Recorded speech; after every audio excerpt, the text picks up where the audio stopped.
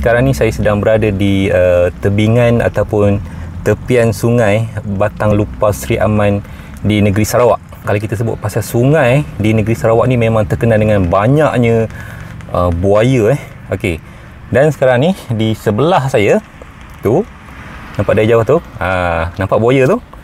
Itu adalah buaya ataupun replika buaya bujang senang yang saya rasa tak asing lagi bagi kita semua yang memang kebanyakannya pernah dengar kisah tentang buaya bujang senang ni. Okey, pada video kali ni saya nak kongsi kepada anda kisah ataupun cerita tentang bujang senang ni, yang mana kalau kita dengar kisahnya memang menarik untuk diceritakan. Dan kalau tak silap saya, replika buaya tu adalah berdasarkan saiz yang sebenar, iaitu mengikut skala. Okey, kejap lagi kita akan tengok saiz dia sebesar mana. Kalau kita tengok sekarang ni nampak macam kecil kan dari jauh ni. Dan kita akan tengok sebesar mana saiz buaya tu. Jom.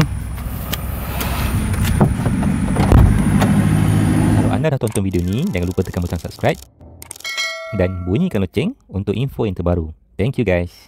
Negeri Sarawak sangat unik kerana mempunyai populasi buaya yang cukup banyak. Apabila kita berbicara mengenai buaya di sana, kita pastinya pernah mendengar mengenai seekor buaya legenda yang dikenali sebagai nama bujang senang. Bujang senang merupakan antara buaya terbesar di dunia dan telah hidup dan mengganas di sepanjang sungai Batang Lupa Seri Aman sejak tahun 1941 lagi. Buaya gergasi ini telah berjaya dibunuh pada tahun 1992 selepas ianya membunuh seorang wanita Iban. Buaya ini mati setelah ditembak oleh pihak polis dan pemburu Iban dalam usaha selama 4 jam. Buaya bujang senang ini berukuran kira-kira 20 kaki panjang ketika mati ditembak. Tidak dapat dipastikan berapakah manusia yang sudah menjadi korbannya.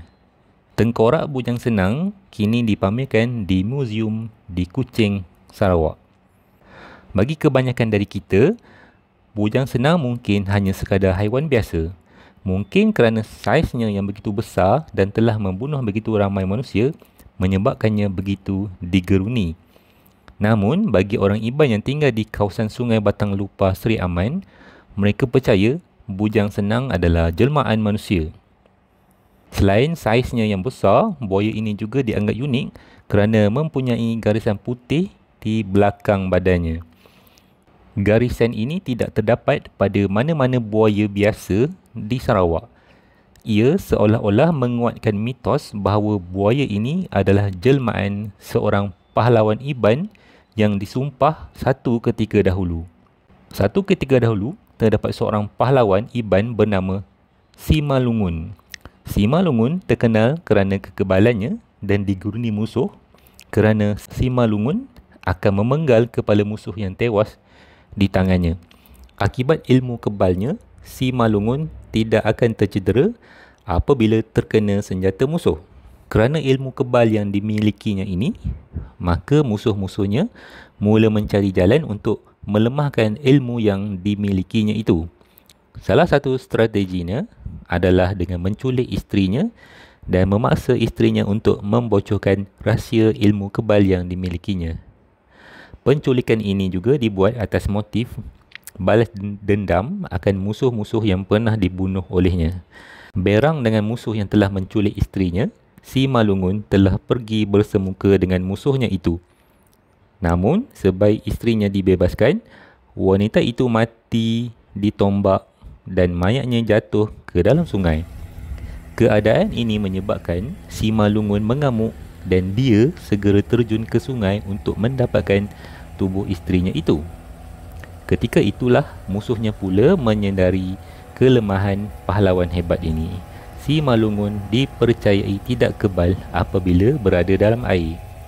Setelah bertarung hebat, Simalungun akhirnya tewas. Dia dibunuh dan mayatnya dan isterinya telah dicampak ke dalam sungai Batang Lupa Seri Aman.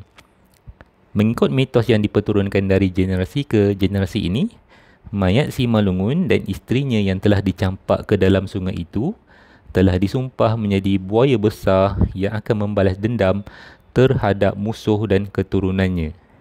Sama ada anda hendak percaya atau tidak, terpulanglah kepada anda seperti mana kisah-kisah rakyat atau mitos yang diperturunkan daripada generasi ke generasi seterusnya.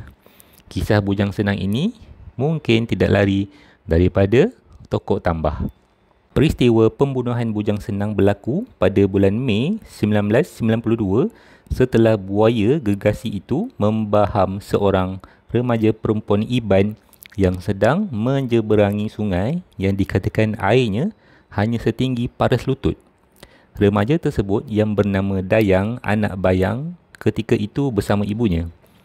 Peristiwa ini telah menyebabkan kemarahan penduduk kampung berdekatan dan puluhan daripada mereka telah mengadakan usaha bersama dengan pihak polis untuk menjejaki dan membunuh buaya tersebut.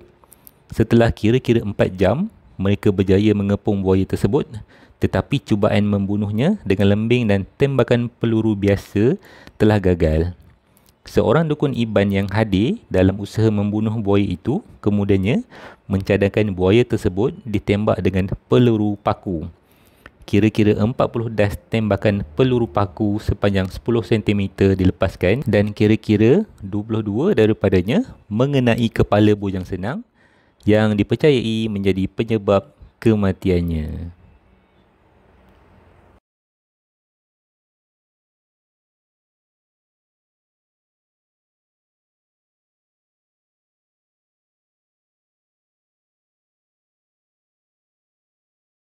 Okey, itulah dia tadi cerita ataupun kisah tentang legenda buaya Bujang Senang ni.